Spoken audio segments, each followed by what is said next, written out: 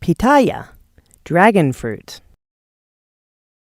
Pitaya is a fruit with an intense aroma, refreshing, and sweet taste. It belongs to the Cactaceae family, and it originated in Central America. Its scientific name is Hylocereus megalanthus. It is a climbing plant, which produces random growing roots on tree vines. It also has areolas with spines. Their preferred climate is in the range between 16 degrees and 20 degrees Celsius, at an altitude between 1,500 and 2,000 meters above sea level. Since the pitaya is a cetacean, it does not need a lot of light, so it requires a shadow cover between 40% and 60%. To achieve this, we can use other crops, such as castor oil plants, or any type of legume. Many farming families in the town of Chipata, Santander, have found in pitaya an economically viable option, and with effort and dedication, it can become quite profitable. Pitaya is one of the cash crops that, fortunately for our region, grows very well here, and we've known how to develop it. Our farmers started with training courses provided by the SENA, and right now there is some assistance from a private foundation helping us to get better organized. We can see that the development of this crop has been excellent for this region, and it has become a viable economic alternative for each of our inhabitants. Selection of stems for propagation. We're going to select stems in order to propagate the pitaya crop. The main traits we'll look for in selecting which stem to pick for propagation are: it should be a plant with very good physiological conditions. It should have healthy branches, and it should have good production. It should be completely healthy. It should have no diseases or pests. If we look here where the buds are located, we can see that it has a very strong tendency to propagate. The tips are completely healthy. It has good vigor. So we proceed to cut the branch starting at the base.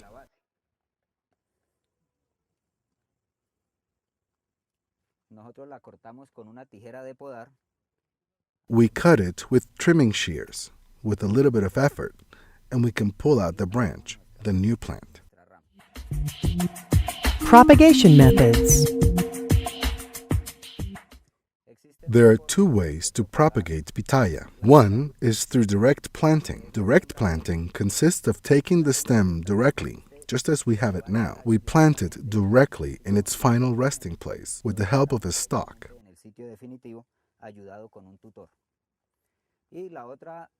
The other system of propagation is through cuttings. It consists of taking pieces of the stalk that we've selected, and we take cuttings of about 40 centimeters in length. You have to treat these branches. You have to cure them. What does curing consist of? Curing consists of letting scar tissue form on the area where we did the cutting. Why? We can't use the plant directly just yet, since she is producing exudate right now. The sap begins to flow out, and that's when you can get a proliferation of plagues and diseases, proliferation of nematodes. So what we want is for the plant to have scarred by the time it goes into the ground. What do we do at this point? We take out the cutting. Notice that there is an order that we have to follow, because the plant has auxiliary buds in a diagonal or triangular shape. So we have to remove the cutting in such a way that we retain the same distribution of the buds.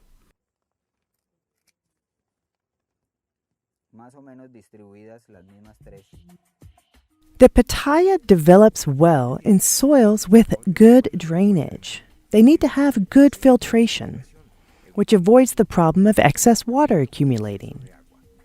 The pH of these soils should be between 5.5 and 6.5, meaning it should not be too acidic or too neutral. These types of soils retard the proliferation of nematodes and bacteria. Now that we're in the place we're going to use, we will first need to fill it up with organic compost, if possible, using 2 or 3 kilos of organic compost in each hole for each plant. The first thing we do is to prepare the soil. We make a hole 30 centimeters wide and approximately 30 centimeters in depth. We add 2 or 3 kilograms of organic compost. Let's put it now. We should be careful with this organic compost. It must be very well decomposed. It can't just be any compost.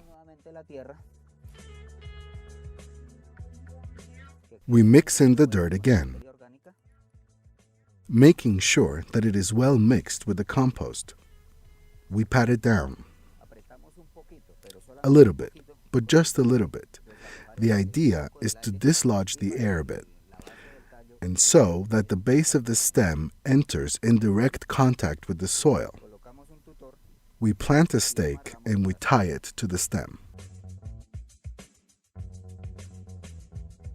We must keep in mind that when we tie the stem, it should be with a material that won't damage it, that won't cut it, that won't be too weak or too thin, because if we tie it with something too thin, we run the risk of cutting into the stem. So now we have our plant ready. It will take approximately 1 month for the roots to take. Then we will see the results.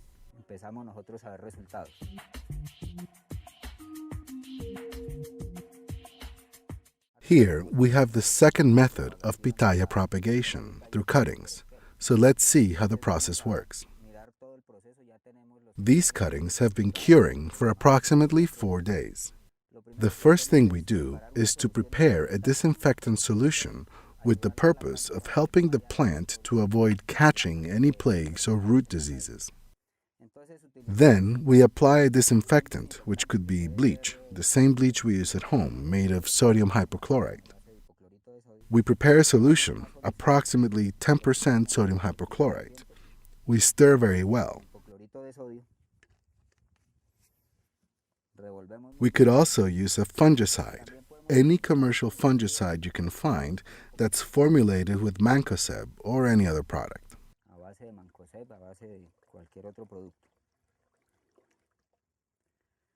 We have to look closely at the polarity of the plant, since we must respect that it has a right side up, a lower part, and a top. How do we know that? Look at the spines. The spines are always pointed upwards, so that is the way we know where the top of the plant is located. And we always disinfect here, in the lower part, which is what we do now. We apply a root growth hormone.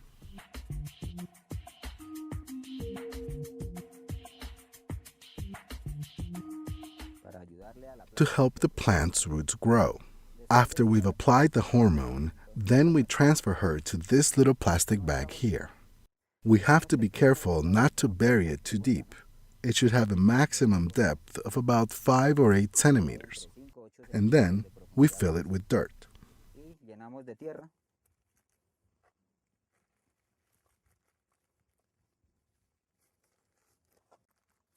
We tap it down a little, very gently. The idea is for the dirt to quickly come in contact with the areas where the roots are going to grow, so that the two come into contact and roots begin to grow. We have our future plant ready and we wait for roots to grow. Pruning throughout the growth stages. We are in a plantation that was started approximately 2 or 3 months ago. We're going to talk about formation pruning. After we plant it in the field, we have to shape it into a single branch. Each one of the offshoots that grow on the sides have to be eliminated so as to not diminish the main plant's potency. If we leave 2 or 3 branches, they are taking up food. They're also consuming water. They're competing for light. And you will have competition between the 2 main branches. Therefore, we are going to start shaping the plant. We remove these stems, these parasites. and we leave a single branch so it can climb as fast as possible up into the wires.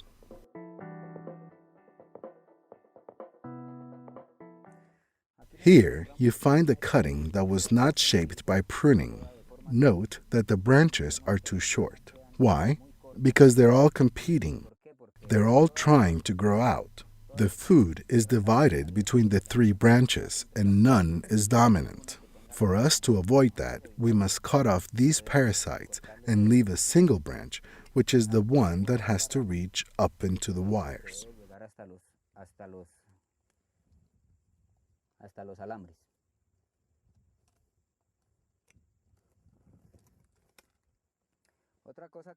Another thing we noticed here is that when we don't know which branch to take the cutting from, we take out a branch that is about to bear fruit. So then we will end up with a situation where the cutting will produce flowers and she will stay small. The plant is ready to become productive and she won't grow all of the foliage that we need.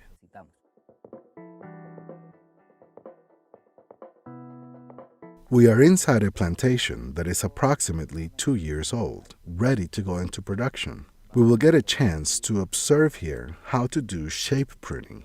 We have a T training system. That's what this training system is called. It consists of a 2.5 meter stake. We bury 50 centimeters, leaving 2 meters out. Then you place a rod that's approximately 60 or 50 centimeters long to hold on to the 2 ropes.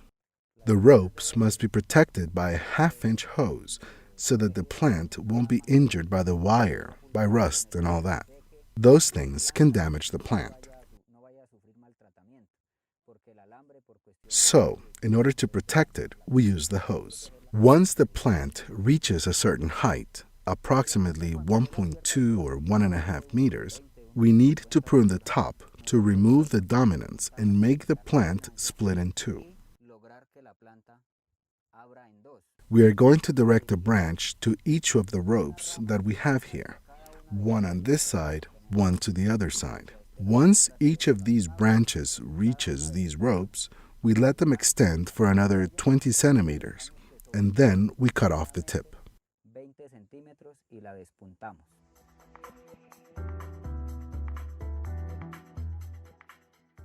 Here, we can see a plant that is already growing tertiary branches. Where do these tertiary branches come from? Let's remember that once the plant gets up here, we cut off the tip, and the same plant will grow lateral branches, which we redirect, each individual one, aligned in the direction of the hose.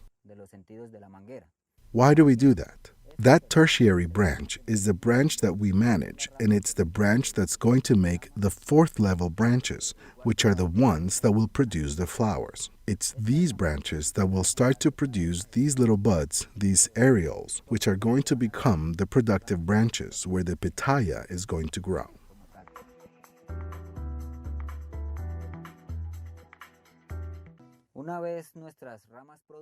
Once our productive branches have grown to approximately 70 or 80 centimeters, even 1.2 meters, then they will bend downwards. That's positive geotropism.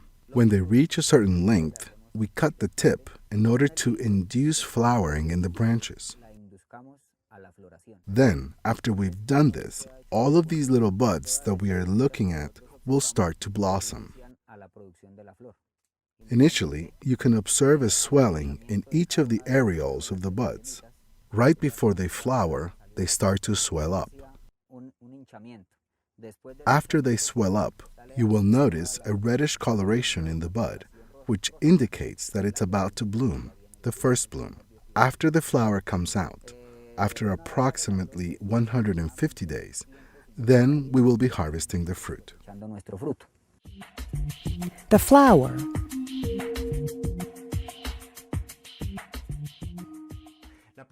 The pitaya is known as the queen of the night, since its flowers open up at night.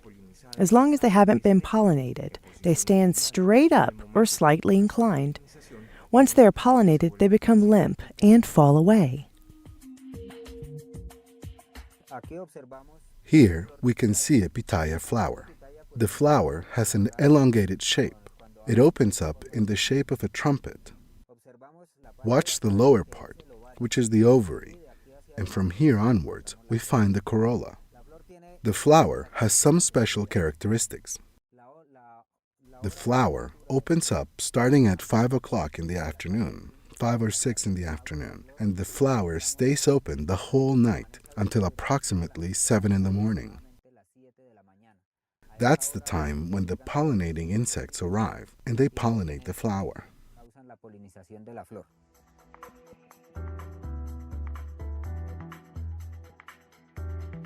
Here, we see a flower that has been pollinated. After it's been pollinated, it becomes flaccid and falls off. Notice in this part here, you can see a change in color from green to yellow. It means that it's tissue that the plant doesn't need anymore. So one of the sanitary practices that we need to perform is to prune away this tissue. Observe. And we take it out like this. You have to be careful when you do this. Why? Because the pollen tube is now in formation and it's in this area. If we prune the pistil before the pollen tube passes, then there is no way to fertilize the ovary, and then the fruit won't develop. If we cut it off before the pollen tube passes, then with all certainty there will be an abortion. Cultivation tasks. Among the common tasks associated with Pitaya cultivation, we have the task of keeping the land clear.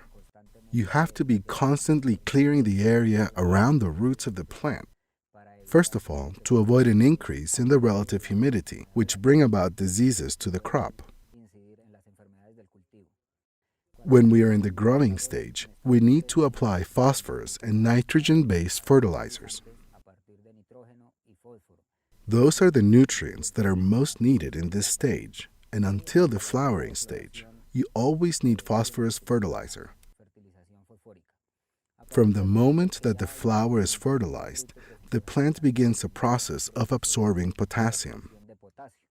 Then, it's important to apply a good dose of potassium after the fruits start to grow.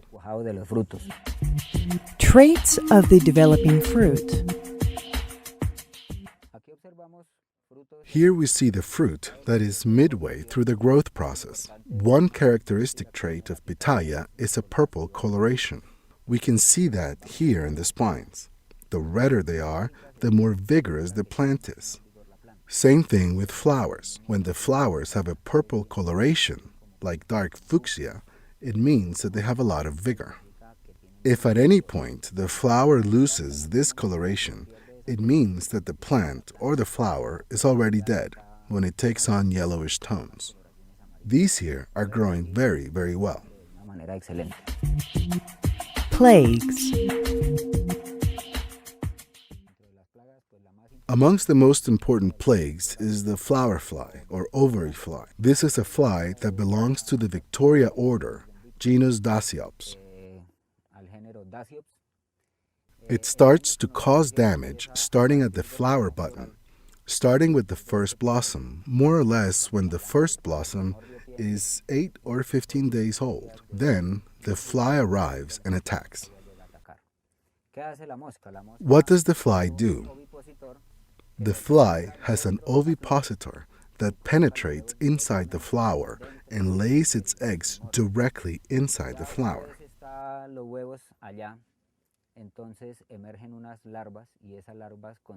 Once the eggs are inside, then larvae emerge, and these larvae consume the entire stigma and the stamen as well. Therefore, the plant aborts because she can't fertilize.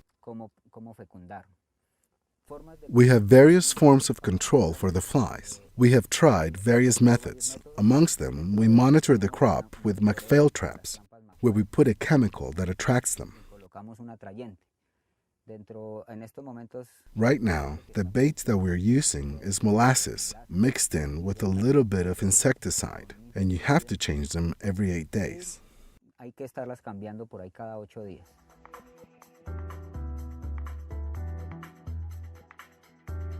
One method that has worked for us, which has brought us good results here in the town of Chipata, is bagging the flower. This means putting a little bag around the flower, protecting the blossom. You have to place the bag when she's like this, right away, because if we wait until the blossom grows more, by then the fly will have arrived and attacked. You have to be careful with the bag, because we have to disinfect the plant first. We have to fumigate with any fungicide, some protection, because the heat generated inside the bag can also help to propagate diseases. We're evaluating the bag. It's still not 100% effective because we ran into trouble, because we were using a bag that was blue. And apparently, pollinating insects can identify the flower by its color to pollinate it. So we have to reevaluate the colors. We are trying out shades of white, shades of blue, shades of green. We're looking into it. Other phytosanitary concerns. The most serious disease affecting Pitaya is nematodes.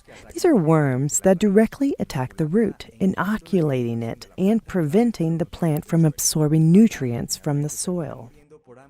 The plant ends up dying of starvation. There are ways to control this disease, be it with chemicals or biological products. Among the management practices needed for the mechanical and biological control of nematodes, you must have secondary crops, such as calendula. Its roots have properties that repel the nematodes and help to keep them at bay. It takes about 6 months until we can harvest. After the harvest, you make sure that they're yellow, ripe, and then you clean them with a brush. You take out the spines and you cut them. After cutting them, we take them to a storage area where we can wash them. We wash them, disinfect them, package them, and send them off to market.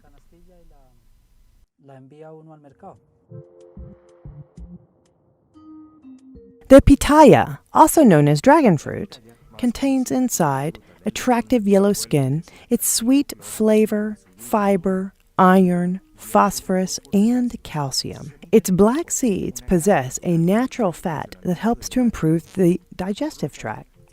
This means that it has a laxative effect, and it is recommended for cases of constipation. The pitaya is used in the preparation of salads and to make refreshing beverages.